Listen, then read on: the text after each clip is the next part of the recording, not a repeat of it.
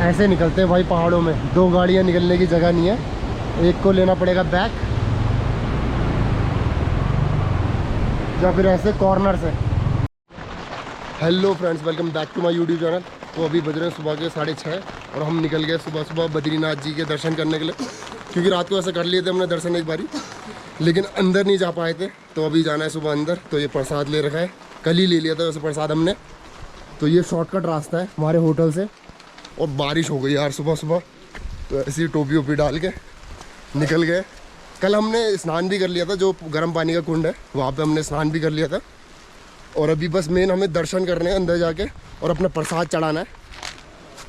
तो देखो कितना टाइम लगता है, कितनी भीड़ हो गई होगी। 6:30 बज चुके हैं। 4 बजे से आपका 12 बजे तक ओपन रहते हैं बद्रीनाथ जी। 12 बजे के बाद 3 बजे तक थोड़ा सा बंद रहता। 3 बजे से 9 साढ़े 9 बजे तक खुले रहते हैं। जैसे जैसे लोग ज़्यादा होते हैं तो 9:30 हो जाता है, नहीं तो कई बार 8 बजे भी बंद हो जाता है। लेकिन जो रात का नज़ारा था ना, लाइटिंग वाइटिंग के साथ, वो बेहतरीन था। लेकिन इधर से जो बद्रीनाथ जी है रोड से बिल्कुल जस्ट नज़दीक ही है, आपको कोई ट्रैकिंग वगैरह कुछ नहीं करना पड़ेगा। जैसे केदारनाथ में बहुत लंबी ट्रैकिंग करनी पड़ती है। हम अब मार्केट में आ गए। ये मार्केट है पूरी, वो बिल्कुल सामने है बद्रीनाथ जी। जय बद्री विशाल, जय हो। अब बस जाते हैं उधर ही, दर्शन करते हैं, लाइन में लगते हैं। आई होप छोटी लाइन हो, ज़्यादा बड़ी लाइन ना हो, लेकिन बड़ी लाइन भी होगी। हमने तो जाना ही है तब भी। हमेशा अपने साथ जैकेट वगैरह लेके चलना यहाँ का, क्योंकि टेम्परेचर बहुत डाउन है। तो ये हाँ पुल, इसको जैसे ही आप क्रॉस करोगे उसके बाद आ जाएंगे हमारे बद्रीनाथ जी। ये रहे बद्रीनाथ जी।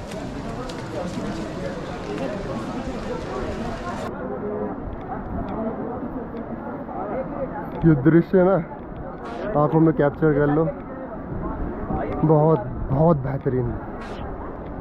जय बद्री विशाल जी। तो ये लाइन लग रखी है, छोटी है अभी तो अंदर कैमरा अलाउ नहीं है, तो मैं अभी नहीं ले जाऊंगा। तो मिलते हैं थोड़ी देर बाद, दर्शन कर लेते हैं पहले। दर्शन के टाइम पर डिस्टर्बेंस मुझे भी पसंद नहीं है, तो दर्शन कर लेता हूँ पहले। जय श्री राम, जय बद्रीनाथ।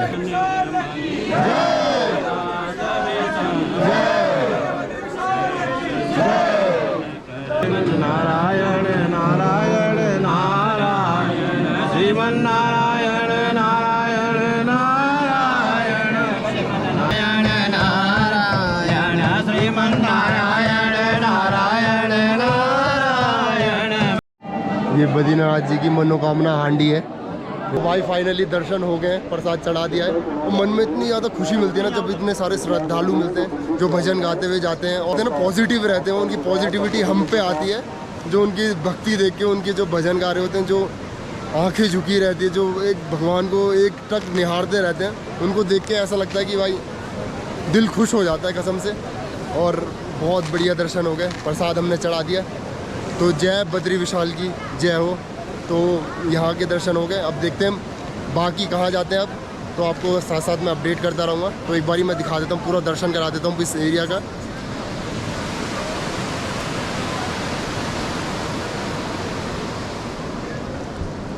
जय हो बद्री विशाल।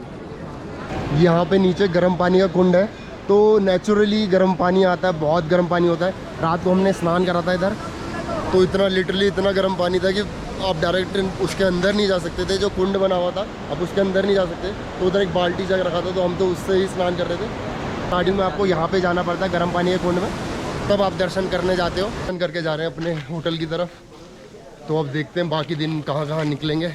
वैसे अपना प्लान तो यही है, पहले जोशीमठ, तब कल्पेश्वर मंदिर, क्योंकि इधर पता नहीं चलता पहाड़ों में कब जाम में फंस जाओ, कब बारिश हो जाए, तो जो प्लान होता है वो सारा बिगड़ जाता है। तो जो भी प्रभु की माया वैसी होगा, जितने मंदिर घूम सकेंगे उतने घूमने का पूरा ट्राई करेंगे। तो यहाँ पे हमने स्टे करा था। यहाँ पे एक ही कमरे में 7 बेड थे, जो हमें पड़े थे 1000 रुपये के। तो जब भी हम स्टे करते हैं तो हम ट्राई करते हैं कि चीप से चीप जगह में स्टे कर लें और बढ़िया हो थोड़ी। ये जितनी भी ये शॉप्स दिख रही है सारी की सारी टूटेगी अभी, और इसका एक नया स्ट्रक्चर आ रखा है बद्रीनाथ जी का। वो देखोगे तो बीच में एकदम बद्रीनाथ जी हो गए और सब जगह में ऐसी दुकानें खुल गई है इतनी सारी। मौसम इतना बढ़िया हो रहा है, इतनी ठंड सी लग रही है मुझे। मैंने अभी मुंह में स्कार्फ नहीं बांधा था, रुमाल नहीं बांधा था, तो मुझे ठंड लग रही थी, मैंने इसलिए मुंह में रुमाल बांध लिया। तक लेते हैं थोड़ा मौसम के मज़े। क्योंकि मुझे पता है दिल्ली पहुँच के इतनी सड़ी गर्मी होने वाली है दोबारा से। तो जब तक मौसम बढ़िया है थोड़े मौसम के मज़े लिए जाए।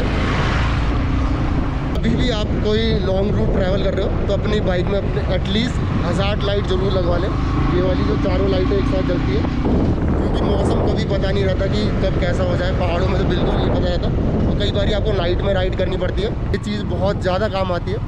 तो हज़ार्ड लाइट तो एक मैं बोलता हूँ मोस्ट इम्पॉर्टेंट एक्सेसरी है अगर आप लॉन्ग रूट में ट्रैवल करते हो तो। एक तो कोहरा भयंकर होता है, ऊपर से रोडें भी कई बार ऐसे होती है उत्तराखंड में, तो ये चीज़ रिस्क तो बढ़ाई देती है लेकिन एडवेंचर डबल कर देती है।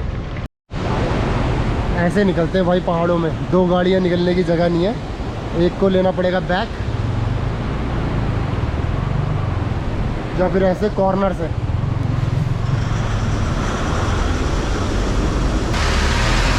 इतनी पतली रोड है कि 2 गाड़ियाँ निकल ही नहीं सकती। ऐसे कोने कोने से निकलो। ये वाला सीन अलग ही लग रहा भाई, चट्टानों के बीच से।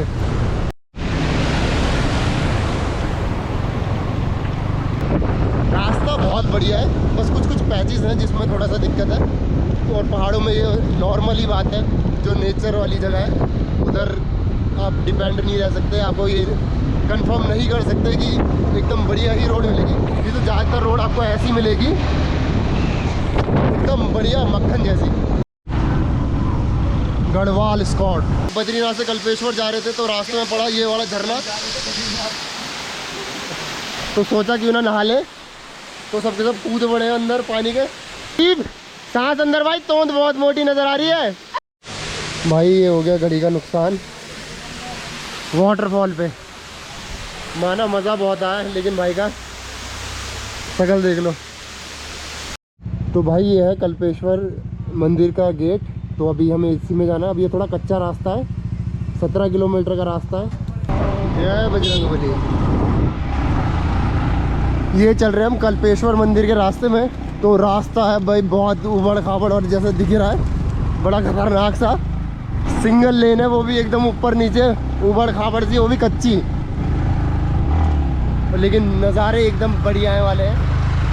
नदी बह रही है हमारे साथ साथ और एकदम बढ़िया फील आ रही है ठंडी ठंडी हवाओं के साथ। उत्तराखंड में यह है कि नज़ारों की कोई कमी नहीं है। रास्ते में आपका पूरा इंटरटेनमेंट होता जाएगा, एक से एक चीज़ें देखने को मिलती है। बाइक में ये रहता है कि थोड़ा स्लो चलाओ लेकिन निकल जाते हैं। थोड़ा पतला पतला रास्ता भी हो तो कोई दिक्कत नहीं होती जब तक एकदम ब्लॉक ना हो रास्ता। तो जब हम ऊपर आ रहे थे नीचे हमने लोकलों से पूछा था कि रास्ता कहाँ पे है कल्पेश्वर महाराज का, तो उन्होंने रास्ता भी बताया था और साथ साथ में ये भी बोला था कि रास्ता बहुत ही ज़्यादा ख़राब है। तो ये देख के पता ही चल रहा है कि भाई कितना ज़्यादा रास्ता ख़राब है। तो गवर्नमेंट से भाई थोड़ी अपील है कि रास्ते में थोड़ा ध्यान दिया जाए। तो ये है असली ख़राब रोड, बोलते हैं जैसे एकदम डेंजरस वाली रोड है। तो मुझे नहीं लगता यहाँ पे कोई गाड़ी लेके आता भी होगा।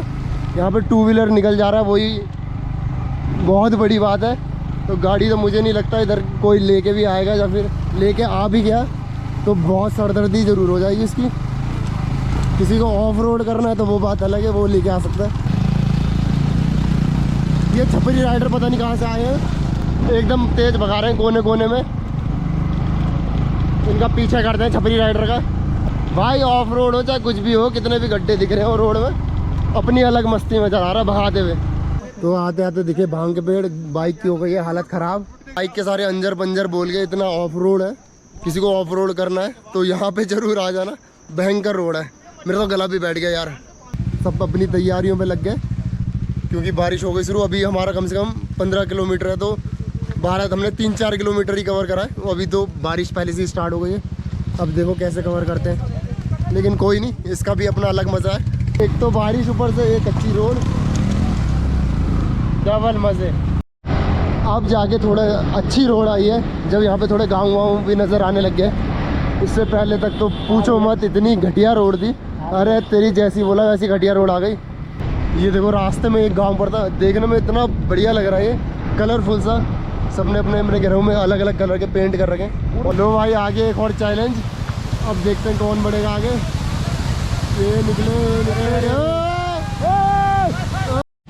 ये निकल गया दूसरा पट्टा। अब ये तीसरी बाइक, ये गए स्टार्टिंग का 4-5 किलोमीटर का ट्रैक बहुत ही गंदा था, लेकिन अब बहुत बढ़िया ट्रैक है, मज़ा फुल आ रहा है। और ग्रीनरी है चारों तरफ, हवा ठंडी ठंडी, हल्की हल्की बूंदे बारिश की, फुल ऑन मस्ती है भाई।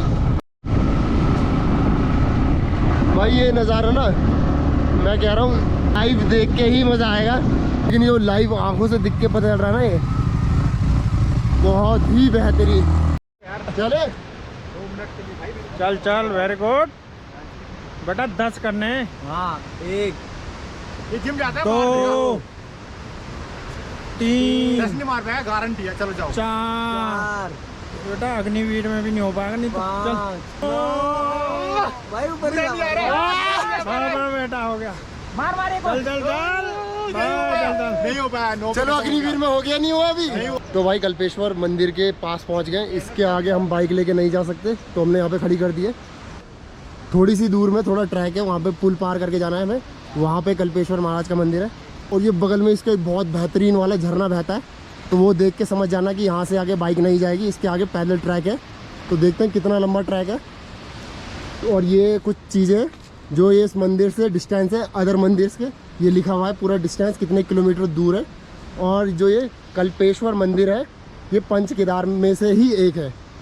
तो चलो भाई अब करते हैं ट्रैकिंग स्टार्ट, देखते हैं कितनी दूर की ट्रैकिंग है, तो मिलते हैं सीधा ऊपर। इस ट्रिप में आके इतने सारे वाटरफॉल देख लिए जितने मैंने आज तक अपनी पूरी लाइफ में नहीं देखे थे। मंदिर के दर्शन तो हो ही जाते हैं, और ये बेहतरीन वाले व्यू नज़र आ जाते हैं, वही पैसा वसूल कर देते हैं आपके। पैसा तो वैसे अलग बात है, भक्ति एक अलग जगह में होती है, लेकिन उस भक्ति के साथ आपको जब ऐसे व्यूज़ नज़र देखने को मिल जाए तो दिल अलग ही प्रसन्न हो जाता है। तो यहाँ से हमें थोड़ा ट्रैक करके वो ऊपर तक जाना है। जैसे ही रास्ते में आप ऊपर चढ़ रहे होगे तो ये नज़र आएगा, ये अलग सा फेस बना रखा है जिससे पानी बह रहा है। तो ये हमने प्रवेश कर दिया है कल्पेश्वर मंदिर में।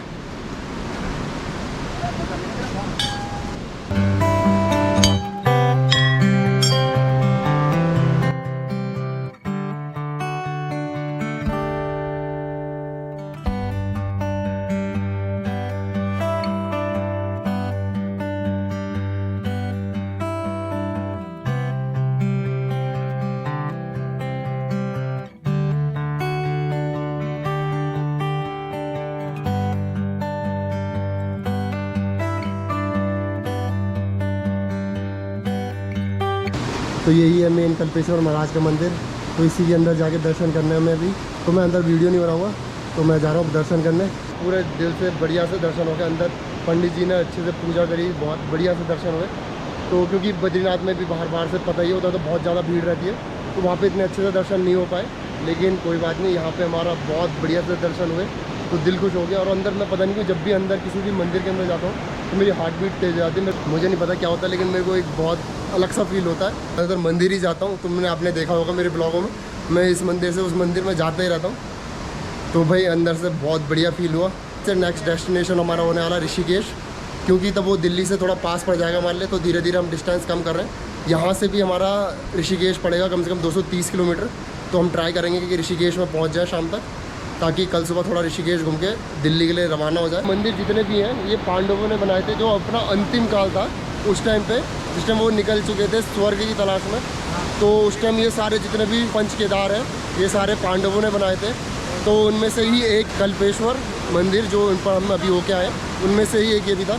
तो ये बहुत बेहतरीन रहा मेरे लिए पर्सनली। ये वाला जो ट्रैक से लेके, ट्रैक भी इतना ख़तरनाक था, मैंने 5 किलोमीटर का था, लेकिन मैंने बहुत सारे ट्रैकों में चलाए, लेकिन ये वन ऑफ द खतरनाक बोलते हैं ना जो, वो वाला ट्रैक था। बढ़िया से दर्शन हुए, कम से कम हम 10 मिनट तक अंदर रहे, और बढ़िया हम ही थे सब। और ये 12 महीने खुला रहता है, तो इतनी भीड़ भी नहीं थी, हम ही लोग थे, ज़्यादा लोग भी नहीं थे, क्योंकि और जो स्थान है भगवानों के उनमें बहुत ज़्यादा भीड़ लगी रहती है, तो हमारे दर्शन ही ढंग से नहीं हो पाते। कुछ मन में कुछ रह जाता है कि यार थोड़े और दर्शन हो जाते बढ़िया से, लेकिन यहाँ पे आके एकदम दिल खुश हो गया, मज़ा ही आ गया। तो बहुत बढ़िया दर्शन रहे। ट्रैक बहुत बढ़िया है, इधर का आओ तो थोड़ा ऑफ रोड हो जाएगा।